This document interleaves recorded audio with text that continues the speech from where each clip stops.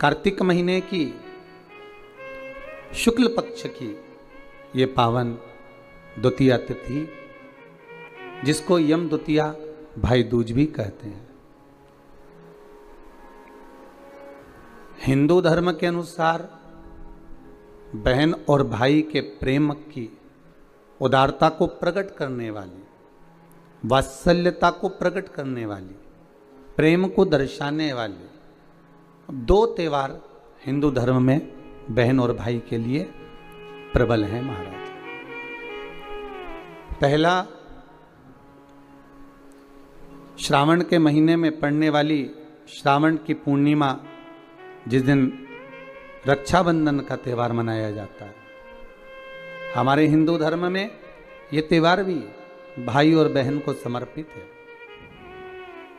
और दूसरे नंबर का ये पावन त्यौहार जो दीपावली के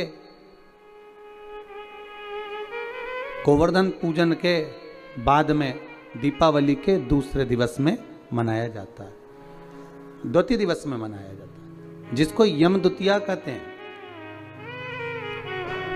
जो यम की कैद से छुड़ाने वाली है। बहन और भाई का संबंध क्या है? केवल एक यमुना मैया और यमराज से ही हमें सीखना नहीं है, हमें भगवान ओघड़दानी, त्रिकालदर्शी, कैलाशी शिव और माता क्षिप्रिया से भी सीखना है।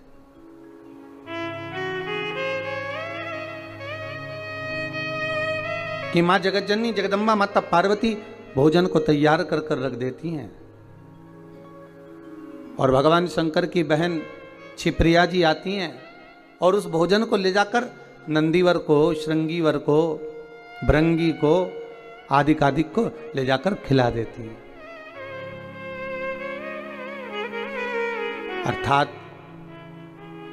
इसका मतलब ये नहीं है कि केवल ननंद भाभी को कष्ट दे रही है या ननंद भाभी को त्राण दे रही है या परेशान कर रही है, उसका मतलब ये नहीं है।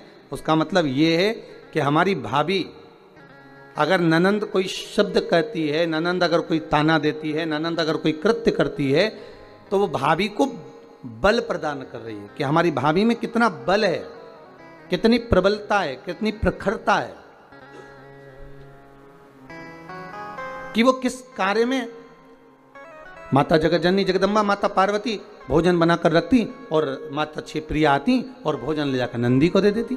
माँ फिर तैयार करके रखती, आती और भृंगी को दे देती। माँ फिर भोजन तैयार करती, वो उठाती और श्रृंगी को दे देती।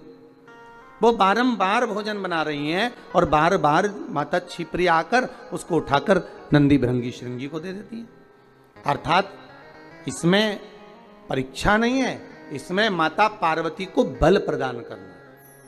अगर हमारे जीवन में थोड़ा सा कष्ट आता है, थोड़ी सी तकलीफ आती है, थोड़ा सा रोग आता है, थोड़ी सी बीमारी आती है, थोड़ा सा दुख आता है, तो ये ना समझिएगा कि ये हमको परेशान करने के लिए आया है। वो दुख, वो तकलीफ, वो कष्ट, वो रोग, वो बीमारी, जो भी हमारे जीवन में दुख आया है, वो हमको कुछ बल प्रदान करने के लिए आया है, हमें कुछ सिखाने के लिए आया है।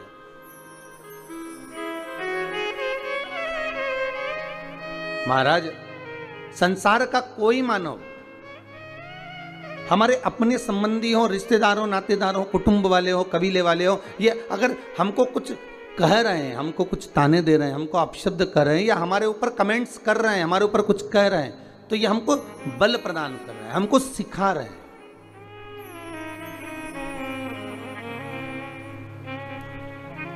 साइकिल चलाने वाला एक बच्चा बार बार गिरता है, फिर उठता है, फिर गिरता है, फिर उठता है, फिर गिरता है। अब उसको अंदाजा लग जाता है कि मैं क्यों गिर रहा हूं, कारण क्या है, तो उस कारण को जानकर उस साइकिल को फिर वो धीरे से चलाने का प्रयास करता है। घर में जो ननंद होती हैं, भाभी से आत्मीय प्रेम होता है, ऐसा नहीं कि भाभी से द्वेष रहेगा, प्रेम भाव। वो भी चाहती हैं कि इनमें बल प्राप्त हो, इनको बल प्राप्त हो, जिससे ये आने वाले समय को एक सम्मुख में चुनौती के रूप में लेकर चलें, बल प्राप्त।